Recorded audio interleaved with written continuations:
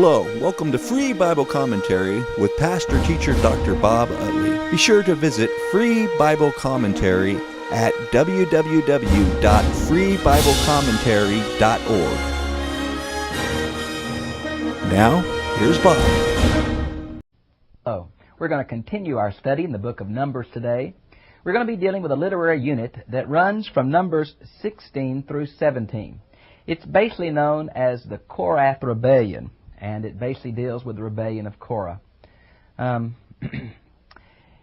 It's a continuing, I guess it's like the theme of the book of Numbers, and that is that the people of God rebelled against God's leadership and thereby rebelling against God. The people's frustration at not being able to enter the promised land, the people's frustration at going to the desert is now manifesting itself in open rebellion against God's chosen anointed leadership. So let's look, if we could, at number 16. Now Korah, and then it lists his family here all the way back to Levi. Even a fuller example of this family tree can be seen in Exodus chapter 6, verses 16 through 25. Some have assumed that there is some jealousy on the part of this family, for as you know from other accounts, it's going to be the rebellion of Korah and some of the sons of Reuben. Now, if you look at how they're positioned around the tabernacle, both Reuben and in the inner circle of Korah's family are going to be on the south side. Their tents would be right together when they camped. There seems to be an implication that Korah may have been jealous. Obviously, he was related to Moses and Aaron. We're not exactly sure how, maybe a cousin. Maybe he was jealous and wanted to be a priest. That's one of the options, because Moses is going to accuse him of that. Do you want to now be a priest too? It's going to be found in verse 10 of chapter 16. Others, I think, have said that Reuben is jealous because it's the firstborn son, but seemingly the place of preeminence has gone to Judah. And so here we have two groups, for maybe their own reasons, are rebelling against the leadership of Moses and Aaron. Korah was a part of the tribe of Korath that was responsible for carrying the furniture of the ark. Next to the priests, they're one of the most important groups in all the people of God. Kind of reminds me of Satan, who was apparently an archangel, but was so close to God, but by being so close caused him to be jealous. The same thing seems to be involved here. Now, you know, you can be, the tribe of Levi took the place of the firstborn of Israel as especially dedicated to God. Now, of the tribe of Levi, the family of Aaron became priests, and all the other Levites were ministers in the temple. Then it mentions some other families here, Dathan and Abiram, and also mentions the sons of Eliab, and On, the son of Peleth. It's kind of unusual that On is only mentioned here. He's not mentioned anywhere else in the Bible. Not in the family tree of Reuben, not in the rest of this account. We're not real sure why On is mentioned here. But they are sons of Reuben. If you want to see the lineage of the sons of Reuben, you might want to look at Numbers 26, 4 through 11. And they rose up before Moses, together with some of the sons of Israel, 250 leaders of the congregation, chosen in the assembly, men of renown. Now that shows that the rebellion was not just this one group of Levites and not just this particular family of Reuben, but it involved 250 other leaders. Now when it says men of renown, apparently this means they were chosen in the assembly. It shows some of the levels of leadership within the people of God. These would have been men who everybody knew their names. These were tribal leaders. Now apparently they want to be priests, because these 250 are going to hold censers before the Lord. Now, Reuben, the children of Reuben did not want to be priests. They just wanted someone else to be in control. And they assembled together against Moses and Aaron and said to them, "You have gone far enough. For all the congregation are holy, every one of them, and the Lord is in the midst. So why do you exalt yourself above the assembly of the Lord?" Now, you know, I think I've used that argument myself. That's a pretty good argument. I think Ephesians chapter 4 seems to talk about that all believers are ministers. But what this seems to imply is that God has especially chosen some to be leaders of His people. And though I do believe that all of Israel was holy, Exodus 19, 4, 5, and 6, you are a peculiar treasure. You are a kingdom of priests. All of them were priests in a sense. All of them were chosen in a sense. All of them, quote, were ministers in a sense, but God had some special leadership. So I think we're going to have to do is we're going to have to balance God's special chosen leaders against the holiness of the people of God. They were emphasizing one half of a truth. I guess half-truths, the most dangerous thing there are. These men are apparently very sincere. You would think they prayed about this. They really think Moses and Aaron have usurped too much authority, or doing too much in God's name, or taking too much on themselves. There's going to be a real surprise coming up.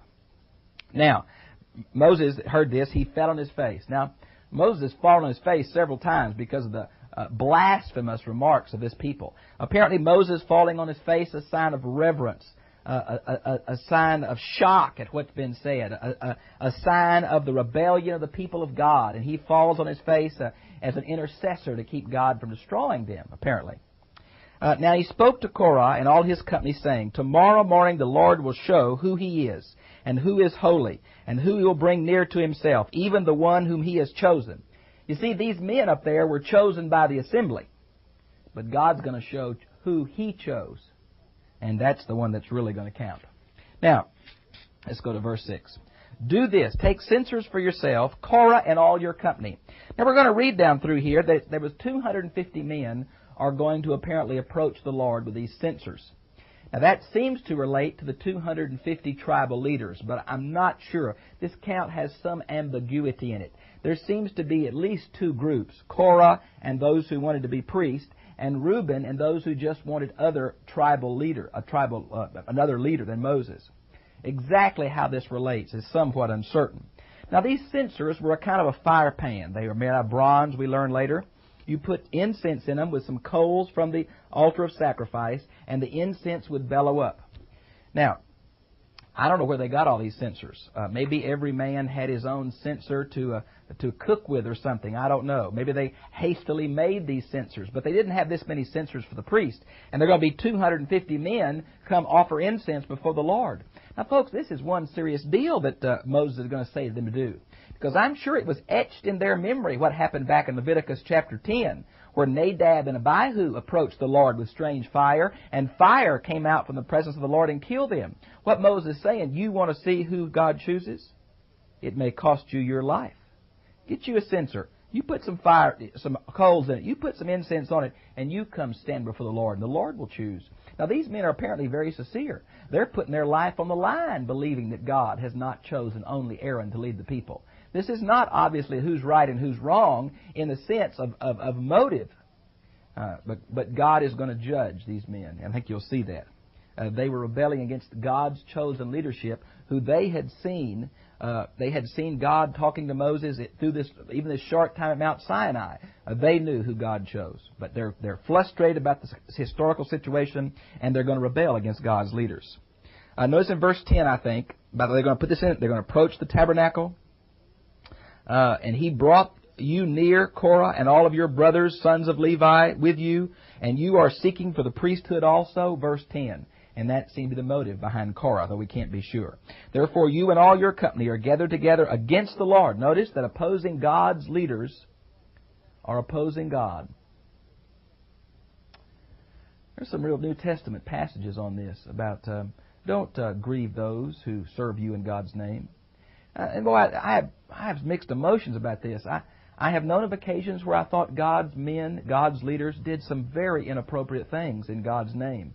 Had bad attitudes, made some bad decisions. On the other hand, I've seen God's people in churches have been ugly, vindictive, not willing followers of obvious leaders of God. You have to take almost every case on its own merit.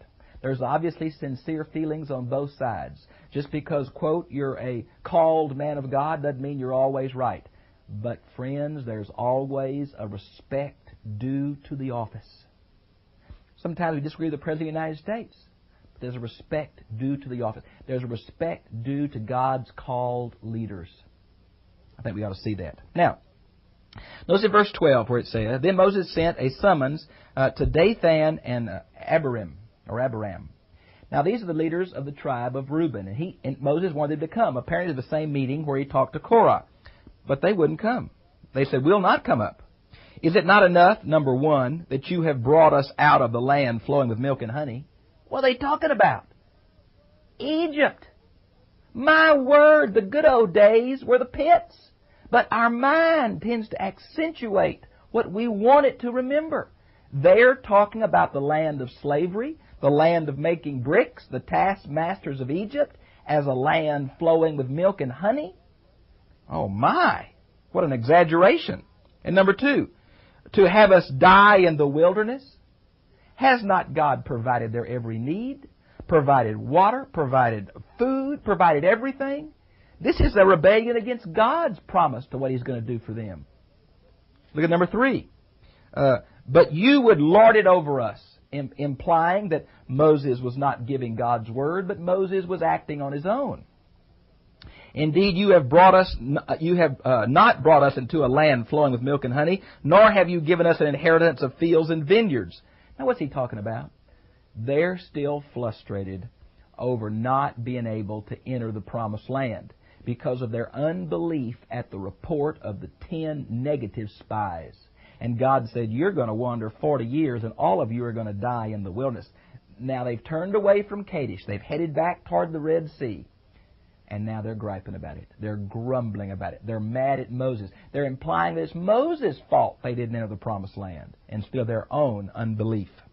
Now, notice it says, would you put eyes out of these men? Now that, some people say this is linked to gouging out the eyes of runaway slaves. It seems in context to imply, would you stop our complaints? Maybe putting out the eyes is a metaphor for you don't want us to see the problems of your leadership. I'm not really sure. I don't know this idiom in Hebrew. We will not come up. Do you sense the rebellion of these people? These two families of the Reubenites? Then Moses became very angry. There was a half-truth in what they said. I'm sure Moses was frustrated the people of God could enter the promised land. I think he was frustrated that they had to wander 40 years. And now that may be coming out in his reaction. I think it's obviously that he overreacted against this group. Do not regard their offering. Now, this seems to involve, I don't think they're offering anything at the temple at this point, or tabernacle, excuse me. I think what Moses is saying is, God, don't regard them. Don't listen to their prayers. Don't accept their sacrifice. Lord, they're rebelling against me, and by rebelling against me, they're rebelling against you. Lord, don't listen to what they're saying. I think that's what it is. Don't have compassion on them. I have not taken a single donkey from them, nor have I done them any harm. Moses is basically saying, I haven't been a rough leader. I haven't confiscated their goods. I haven't run roughshod over them. I haven't taken their property, stole their things. They're impugning my motives for no reason, is what Moses is saying here.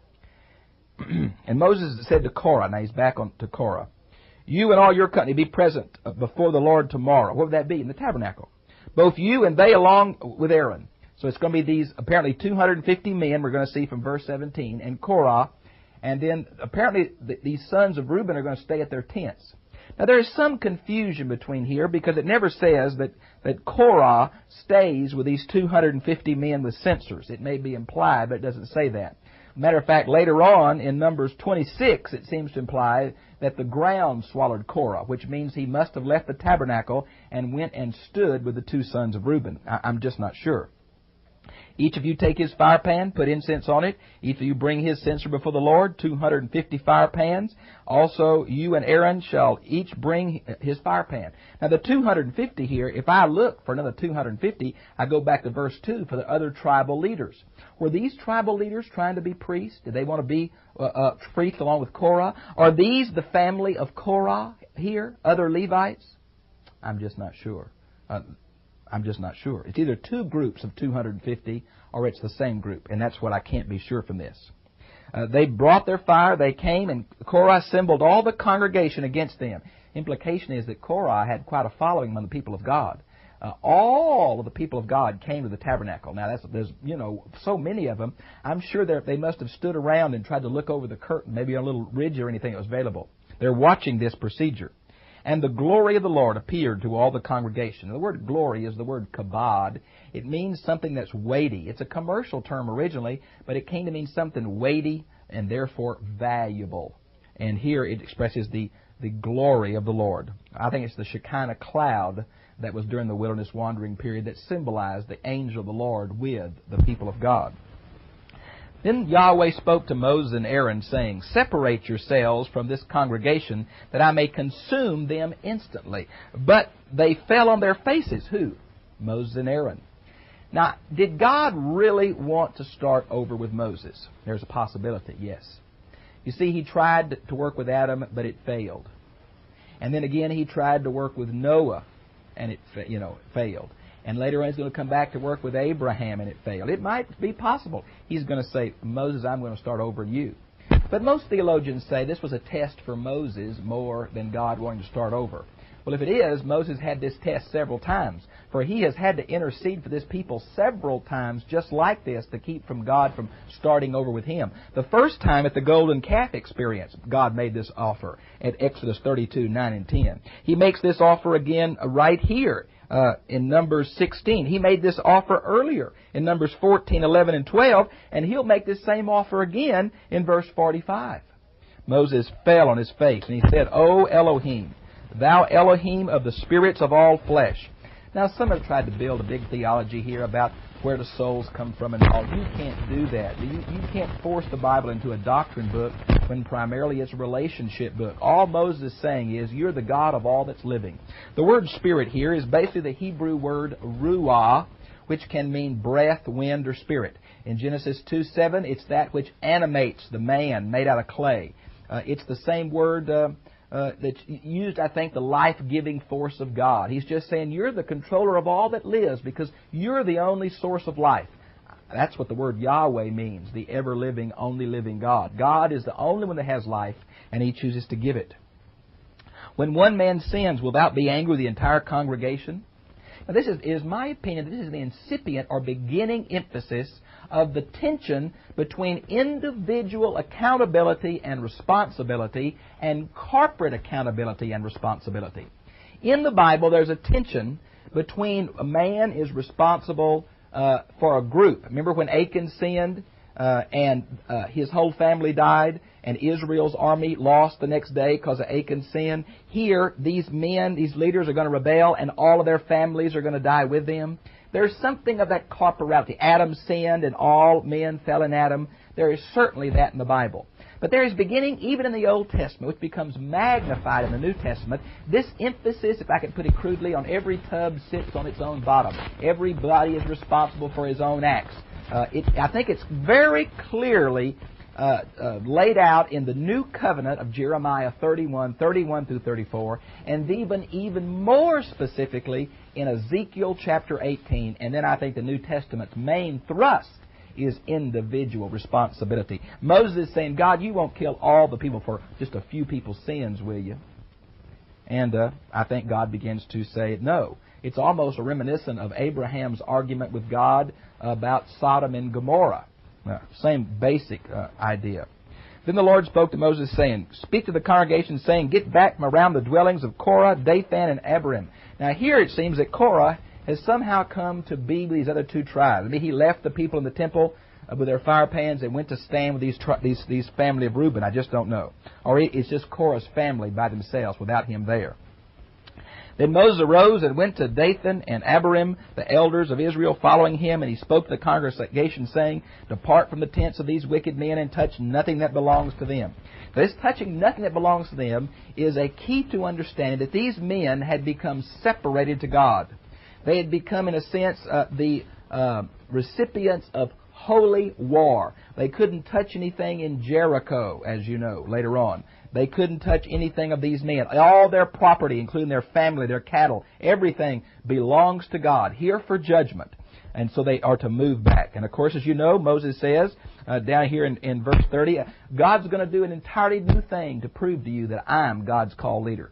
He says, if these men live a natural lifespan and die a natural death, I am not God's servant. But if God does a new thing, now it's hard to translate this because it's the word bara, usually used for the creative power of the spoken word. Here, my translation says, going to create an entirely new thing, bring about an entirely new thing. The ground is going to open up. Now, for those who try to find a natural mechanism for this, some have said this is a mud flat thing where the ground is thin and it sometimes caves in. There's a possibility that's true, but the supernatural timing and geographical extent of this is what's supernatural, as well as, I think, the ground opening, because it's just going to include the tents and families of the rebels, and that's all. Notice it says in verse 3, take them alive into Sheol. Now, Sheol is the holding place of the dead. It's viewed as being in the ground. You say, well, that just shows the Bible's not true because we've dug holes down there and nobody's there. Now, listen to me. The Old Testament is basically the language of description. As the smoke went up to God, they believed that God was up. But we know from our space exploration that God is not up. He's everywhere. I think heaven's a place, but I don't know whether it's up, down, or what, because I know the earth is upside down at times and stuff. So what I say to you is that the Bible describes a three-storied universe, but that is not trying to give theology about creation. That's the way it is. It's trying to describe. Because where do the Jews put their dead? The Jews, like our culture, bury their dead. So where would the dead be? In the ground. So it's the language of description, not the language of a scientific fact. But Sheol is an interesting study. It's usually personified as a grave that's under the ground that is eating the people.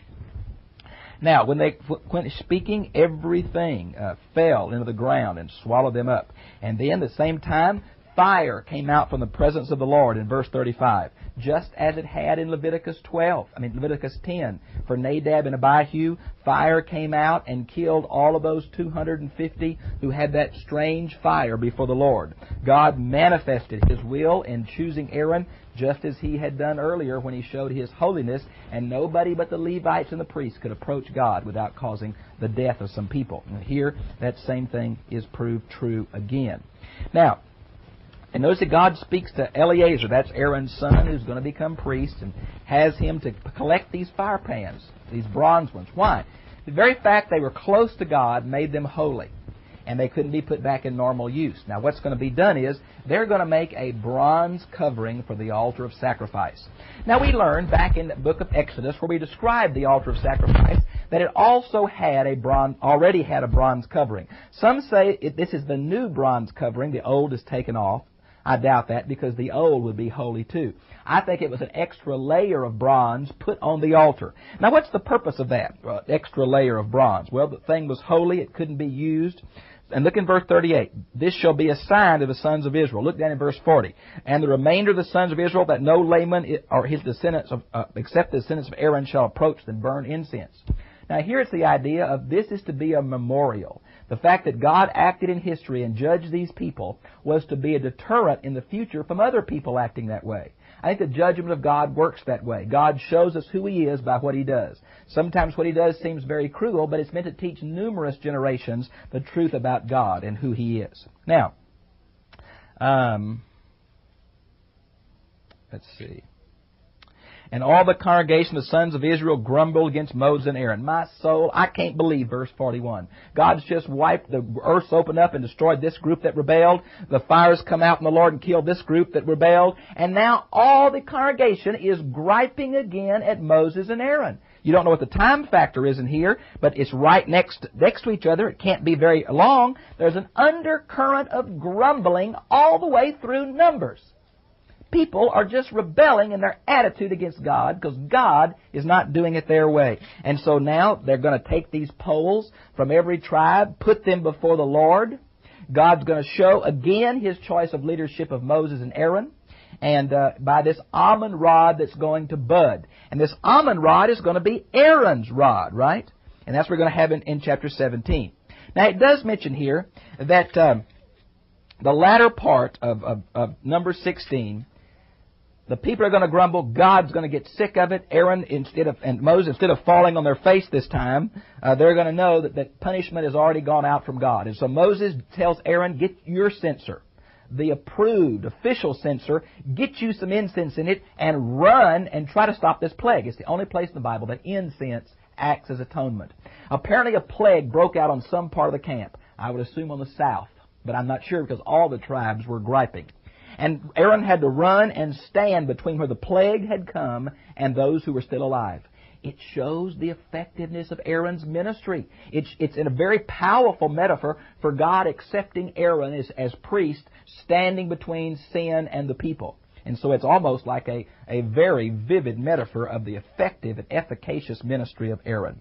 And then again, the people, to show that for certain that God picked Aaron, they all get a rod, one for every of the 12 tribes, not the Levites, of course. Aaron would stand for the Levites. Some say that it was the tribe of Joseph here, where you get 12. I'm not sure.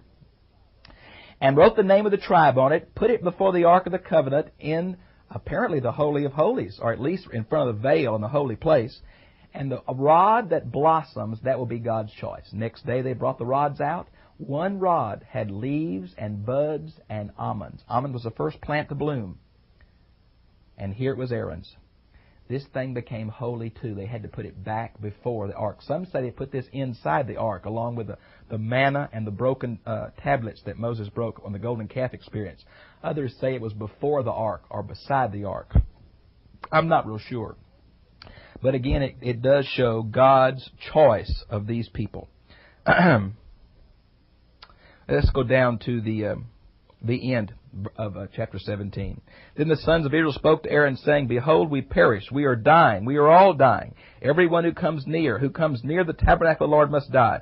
Are we to perish completely? Now, this seems to be a reaction to the plague that's come and killed some of them. The ground's opened up with Korah. They're scared. God's so holy, He's a frightening God. They were afraid of Him on Mount Sinai. Now He's in the midst of their camp, and thousands of them are dying. They're saying, what are we going to do? And Moses is saying, look, listen to me now. I've chosen a group of men to stand before me, to come close to me in a unique way for you. If you'll just trust the men that I've appointed, you won't die. But if you come close to me, and you're not one of the Levites or priests, you're going to die. Because I'm holy and you're sinful. I've appointed you a procedure, sacrifice, feast days, Day of Atonement. I've provided you a procedure to keep yourself clean so that I may be holy in your midst. But when you rebel against me, my holiness can be destructive. And apparently that's what this is. And so Moses is saying, you have the Levites, you have the priests, follow my procedures and all will be well. And that again shows this. I guess the book of Numbers is characterized by the gripey people of God. Maybe men haven't changed. Watch your attitude. I've enjoyed being with you. God bless you. Have a good day.